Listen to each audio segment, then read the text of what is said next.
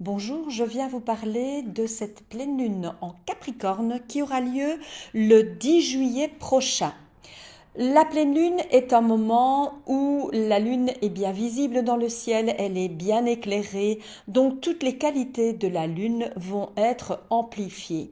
C'est-à-dire que les pulsions vont être plus intenses, les émotions vont être vives, comme toujours à la pleine lune. Cependant, ici, la lune se trouve en Capricorne. Donc, avec le Capricorne, régi par la planète maîtresse Saturne, nous avons une maîtrise, un contrôle, un refoulement des émotions, puisque la lune y est en exil en Capricorne. Et la lune en exil provoque une projection négative sur l'autre, ce qui va engendrer que l'on va attirer à soi des gens puérils, des gens dépendants, des gens immatures, hypersensibles ou des enfants capricieux, et cela va nous poser problème, cela va vraiment nous déranger et devenir même insupportable. La lune en Capricorne, c'est comme un volcan qui sommeille sous la glace. On peut donner une apparence de froideur ou de frustration émotionnelle car on se sent investi du sens de son devoir, de ses obligations, de ce qui doit être fait. On a bien sûr cette récurrence de la planète Saturne en arrière-plan de cette pleine lune en Capricorne. En ce qui concerne nos besoins, nous aurons besoin d'introspection, de solitude, de retraite. Nous serons poussés à nous développer personnellement. Nous aurons une pulsion à satisfaire nos ambitions personnelles, à gravir les échelons, à nous organiser, à prévoir sur le long terme, à analyser les choses de façon ordonnée, pratique, structurée et avec une certaine forme de discipline. Nous avons face à la Lune un soleil qui se trouve en Cancer. Donc nous allons être tiraillés entre tous ces besoins que je viens de décrire, et nos envies de cocooning avec le Cancer, de rester chez soi, de s'occuper de sa famille, de tisser des liens émotionnels avec les proches. Nous sommes motivés pour suivre notre intuition avec le soleil en Cancer, suivre notre feeling, d'écouter notre enfant intérieur et de satisfaire nos besoins émotionnels et de céder à nos pulsions. Mais bien sûr, la lune en Capricorne va justement réfréner tout ça, va contrôler nos émotions et nos pulsions. Ça, c'est évidemment pour cette opposition entre le soleil et la lune qui est par là même la pleine lune. Nous allons parler des autres aspects de cette lune en Capricorne. La lune fait un beau trigone avec Mars en Cancer, Mars en Vierge, excusez-moi. Donc le Mars en Vierge, c'est la fourmi qui s'active. Donc, avec ce trigone à la lune en Capricorne, nous aurons besoin de travailler de manière perfectionniste, de s'activer pour ranger, pour trier, pour nettoyer, pour tout assainir ou tout classifier, tout ordonner de façon pratique, fonctionnelle et surtout terre à terre. La lune en Capricorne fait un trigone du nœud sud en Vierge. Nous aurons une faculté à aller puiser dans nos mémoires de vie antérieure pour analyser toutes les choses de façon rationnelle, méthodique, minutieuse et dans le détail. La lune en Capricorne fait tout de même un sextile au nœud nord en Poisson, donc on va y inclure dans ce besoin d'introspection et d'ascension personnelle une dimension spirituelle, une ouverture du cœur, éventuellement un accès à l'invisible, à l'impalpable et bien sûr à l'émotionnel. Ça, c'est pour le contexte, donc les aspects de la Lune. Le contexte en arrière-plan, qui lui va durer beaucoup plus que les 3 jours annoncés par cette pleine Lune.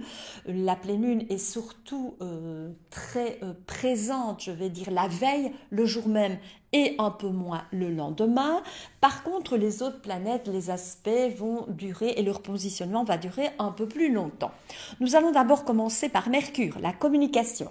Mercure est en Lion depuis le 27 juin. Donc, notre manière de nous exprimer, de communiquer, ce sera avec chaleur. Un côté autoritaire, directif, notre esprit sera rayonnant, sera positif, sera créatif, tourner éventuellement vers l'événementiel, l'organisation de, par exemple, de festivals de musique, etc.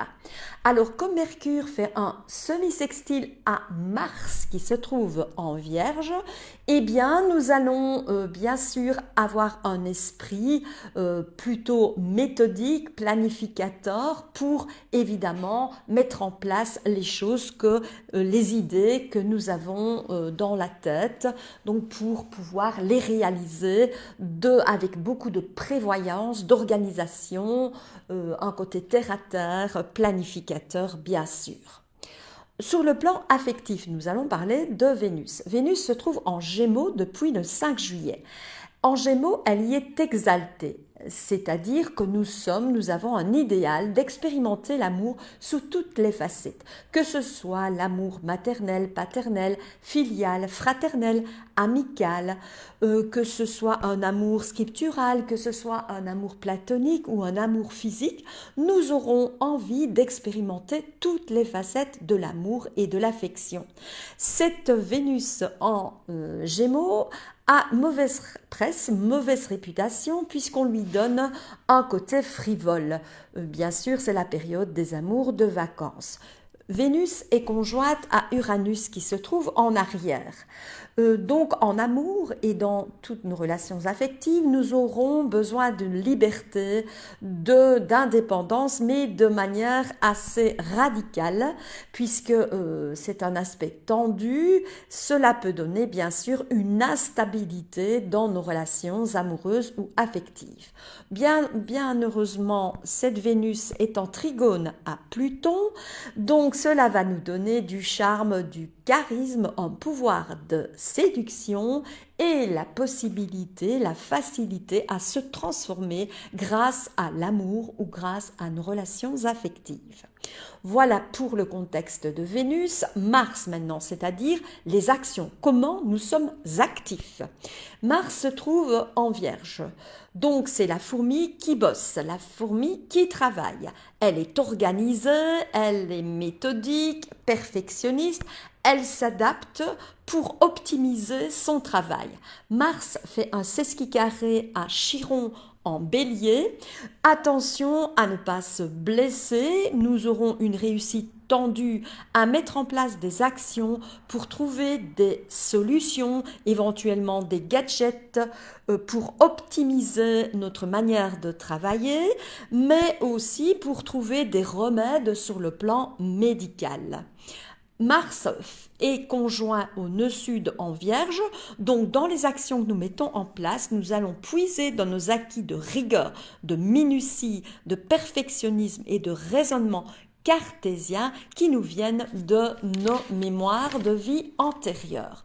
Bien sûr, c'est le contexte global de Mars. Nous allons parler maintenant de Jupiter, c'est-à-dire notre insertion sociale, comment nous prenons notre place et comment nous réussissons et nous captons la chance. Jupiter est en Cancer, donc il y a des élans de rassemblement familiaux, il y a une volonté de, par exemple, recevoir chez soi ou d'être reçu chez des amis, mais à la maison. C'est le Cancer, bien entendu. Alors, ce Jupiter fait un carré à Saturne, ça fait déjà un moment. Ce Saturne est en chute, c'est-à-dire qu'il est en bélier. Soit il se retient, soit il est sans limite. Donc nous pouvons, dans nos rassemblements familiaux, soit mettre un cadre assez strict à certains moments, donc nous freiner, avoir des ralentissements, ou plutôt nous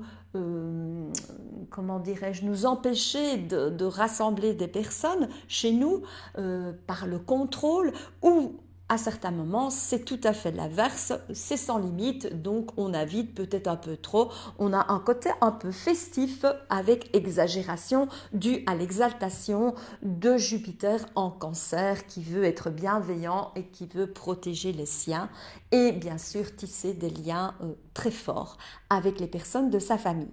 Jupiter fait carré de Neptune, donc il y a cet idéal très humain, mais qui, avec le carré, peut nous donner des désillusions, des déceptions, parce que cet idéal très humain d'ouverture du cœur n'est pas bien ancré dans la réalité. Jupiter, par contre, fait un trigone à Lilith en Scorpion, donc dans nos mouvements de bienveillance vis-à-vis des personnes de notre famille, des rassemblements familiaux, nous serons très fusionnels, avec un côté passionné et beaucoup de psychologie dans nos liens familiaux. En ce qui concerne Saturne, j'en ai déjà longuement parlé dans les vidéos précédentes et des mouvements planétaires des collectives, c'est-à-dire des aspects des collectives entre elles. J'en ai parlé notamment dans la nouvelle lune du 27 mai. Donc je vous renvoie vers cette vidéo pour bien sûr voir tous les mouvements planétaires et les angles formés par ces planètes collectifs qui font partie du contexte global de cette pleine lune, mais qui étaient déjà présents depuis un certain temps dans le contexte mondial. Voilà, je ne serai pas plus longue. J'espère que cette vidéo vous a plu. Si c'est le cas, n'oubliez pas de marquer par un pouce vers le haut votre encouragement et de vous, pourquoi pas, vous abonner à la chaîne pour recevoir des notifications sur les prochaines vidéos que je vais poster. Si vous désirez une consultation pour connaître les mouvements planétaires en fonction de votre thème de naissance qui sera forcément beaucoup plus personnalisé, et bien sûr éventuellement les prévisions de l'année, je vous renvoie à mon site orchinéréide.com dans lequel vous trouverez toutes mes coordonnées de contact. Alors je vous souhaite une excellente pleine lune, à très bientôt.